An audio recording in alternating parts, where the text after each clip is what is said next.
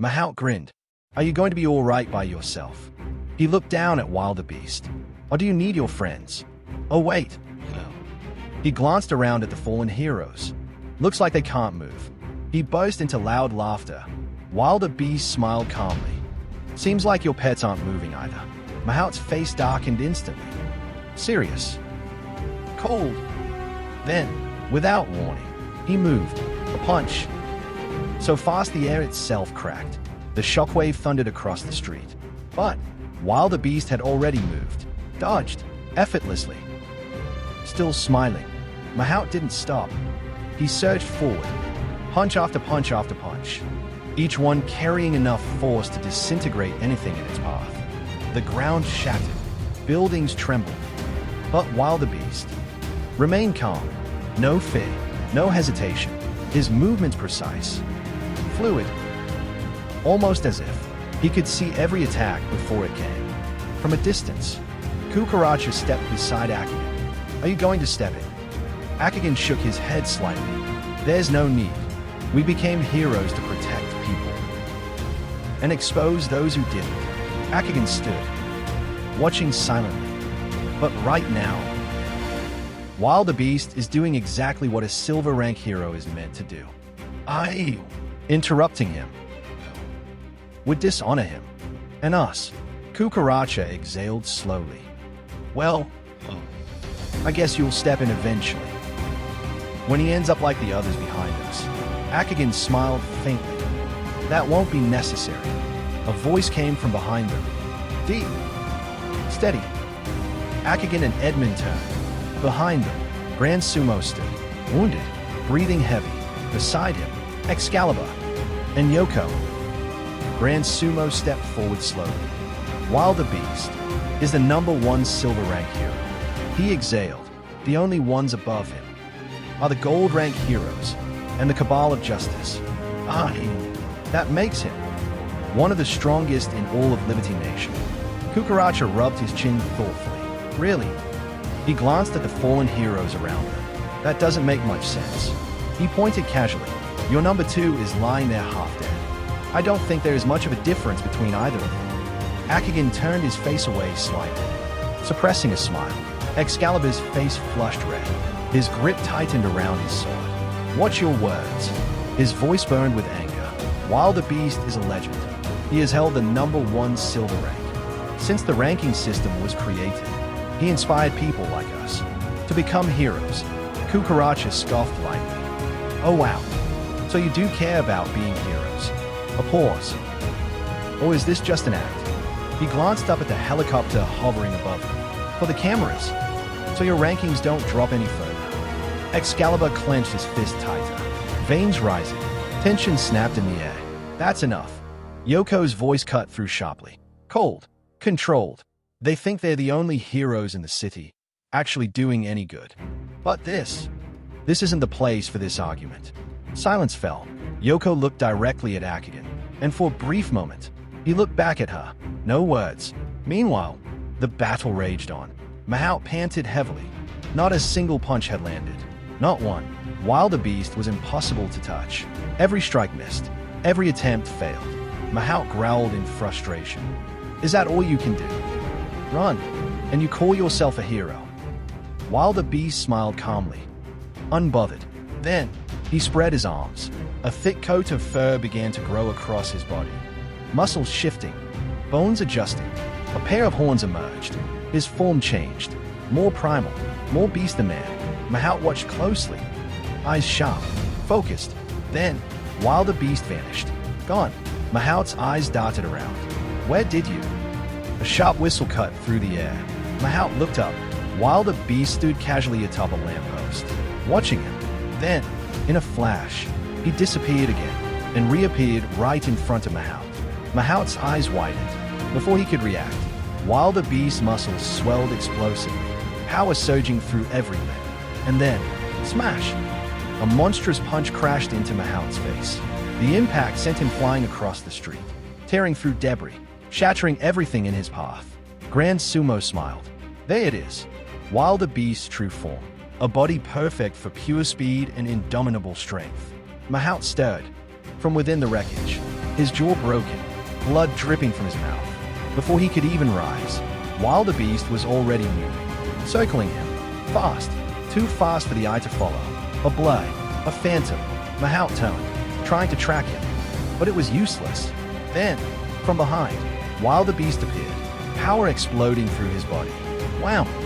A brutal kick slammed into Mahout's back, driving him face first into the pavement. The ground cracked beneath the impact. Before Mahout could breathe, Wildebeest grabbed him, lifted him up by the face, and drove his fist straight into him. Crack, followed by a crushing knee to the gut. Mahout coughed blood. His body folded. He dropped to his knees, bleeding, broken. Wildebeest stood over him, dominant, unshaken. Then, he took a few steps back, and then rushed forward. A burst of speed, followed by a devastating kick. Boom! Mahout's body flew through a building. Concrete exploded. Dust filled the air. From a distance, Excalibur scoffed, and these fools thought Wildebeest needed their help. Grand Sumo smirked. There's no cure for stupidity. Cucaracha clenched his fist, anger rising. Akigan stopped him. Let it go. The battlefield fell into a brief, uneasy silence. But something about it didn't feel over. Yoko watched quietly. Then, her heart skipped. Mahout stepped out from the wreckage. Slowly, calmly, his wounds healing, closing before their eyes. Yoko's eyes widened. That's her voice barely a whisper, just like the wolf. Every blow Wildebeest had landed should have erased him, destroyed him completely. But Mahout stood, as if nothing had happened. Across the field, Wildebeest's eyes sharpened. Serious now, focused, but his transformation that granted him superior speed and strength also drained his stamina. Still, he moved, zigzagging forward at blinding speed. Then, boom! Wildebeest struck, but this time, Mahout blocked it, sliding back only a few feet. Unshaken, a slow smile crept across his face. What's wrong, hero? Getting slower. Tired. Wildebeest roared and unleashed a barrage of punches.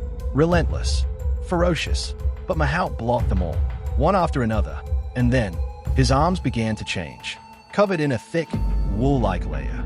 Dense, unnatural. Then, Wildebeest put everything into one final punch. But Mahout didn't even raise his guard. He took it, directly, didn't move, didn't flinch. Wildebeest's eyes widened. For the first time, fear. He understood. The thing in front of him was beyond anything he had faced. Then, Mahout raised his arm, razor-sharp claws extended. One swing, shrug. A deep slash tore across Wildebeest's chest. Blood sprayed. Yoko, Grand Sumo, Excalibur, all froze. Shock. Wildebeest crashed down, reverting to his human form. Exhausted, Mahout didn't stop. He rushed forward and kicked him, sending him crashing into a pile of cars. Metal crumpled, glass shattered. Mahout walked forward slowly, toward the broken hero. Then, he began stomping him into the ground. From behind, Akigan stepped forward, about to move, but a hand grabbed his arm. Yoko, this is not your fight. Her voice sharp, cold. It's bad enough that we were saved by someone who sees us as nothing but frauds. Grand Sumo stepped forward beside her. That's right, our hero will not be dishonored like that. Excalibur tightened his grip. We'll risk our lives for him before we take your help. And without hesitation, Yoko, Grand Sumo, and Excalibur rushed forward, straight toward Mahout, into a battle they were not ready for. Suddenly, Akigan's comms rang. Akigan. Kara's voice exploded through the channel. You were supposed to bring Edmund back, not get into more trouble. Fiona stood beside her, hand on her face, sighing. Akigan frowned slightly. It's not like I chose this fight. Kara exhaled sharply. All right, listen carefully. Her tone turned serious. Mahout isn't just raw strength and beast control. He can temporarily gain the abilities of the beasts he controls and amplify them. A pause. Akigan's eyes narrowed as he looked ahead. That explains it. In the distance, Mahout's body shifted. Two massive black wings burst from his back. Just as Yoko, Excalibur, and Grand Sumo reached him, Mahout smiled. Calm, cruel. He grabbed Wildebeest by the head, lifted him like nothing, and took to the sky. Whoosh! He soared upward, dragging the broken hero with him. Then, he slammed him through one building. Crash! Through another. Crash! Through another. Crash! Exploding through walls like paper. Then, Mahout shot upward, higher, higher, into the sky, near the clouds. He stopped, holding Wildebeest by the neck, his body broken, blood pouring, face disfigured, barely conscious. Mahout smiled down at him. You really thought you had a chance, puny hero. And then, he let go. Wildebeest fell from the sky, like a burning comet. Far below, Yoko's eyes widened. No! Grand Sumo roared. Excalibur rushed forward, but it was too late. None of them could reach him in time. The hero fell, plummeting toward the city. Helpless, a black blade shot past them at hypersonic speed, like lightning tearing through the air. The great beard hero, Wildebeest, was falling faster, closer, closer to the ground. Yoko, Grand Sumo, Excalibur held their breath. Then, Akigan leapt. The ground beneath him shattered. A tremendous jump, launching him over half a mile into the sky. Wind roared past him. In midair, he reached Wildebeest. Broken, blooded, barely alive. Akigan caught him, held him firmly, and then they crashed. Boom! The street exploded on impact. Dust and debris filled the air. Akigan stood, unmoved. Wildebeest secured safely in his arms. A shadow fell over them. Wings flapped, heavy, ominous. Mahout descended from the sky. Yoko, Grand Sumo, Excalibur arrived instantly, standing between Akigan and Mahout. Kukaracha landed beside him. Is he alive? Kukaracha asked. Akigan glanced down briefly. Barely. Static. Then Kara's voice cut in. The rescue chopper is on its way. Get Wildebeest and Blue Ember to it immediately. Akigan looked at Kukaracha. Let's go. Kukaracha hesitated. What about Mahout? Yoko stepped forward, her grip tightening on her broken blade. We'll hold him. Just get them to safety. Akigan ran, Wildebeest cradled in his arms, blood trailing behind him across the broken street. Beside him, Kukaracha flew low, keeping pace, scanning the battlefield. Then, he spotted him, Blue Ember, lying motionless. Kukaracha descended quickly, lifting him carefully. Blue Ember's eyes flickered open. Barely conscious, he raised a trembling hand and pointed weakly toward the ground. Kukaracha followed his gesture. There, Red Mamba, collapsed, unmoving. I totally forgot. There was one more hero. Kukaracha muttered under his breath. He looked up at Akigan, uncertain. Akigan glanced at him, then made the call instantly. Go. Take Blue Ember to the helicopter.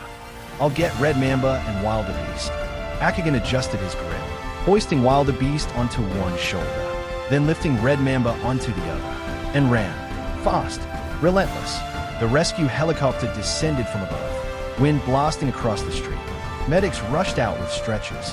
Then Kukaracha, gently placing Blue Ember down. Seconds later, the medics moved quickly, checking pulses, stabilizing wounds, loading them into the helicopter. Akigan stepped back, watching them go, then turned. Let's head back. His voice calm. Those three aren't going to last on their own. Kukaracha nodded. Mahout let out a booming laugh. You three. You couldn't even handle the beasts of purgatory. And you think you stand a chance against me? His eyes gleamed with cruel amusement, especially in your condition. Then, with utter disdain, go on, run. I have no interest in pests like you. Yoko stepped forward, calm, unshaken. We may never have a chance against you. Even at full strength, her grip tightened, but running away from a villain is a fate far worse than death. Enough talking.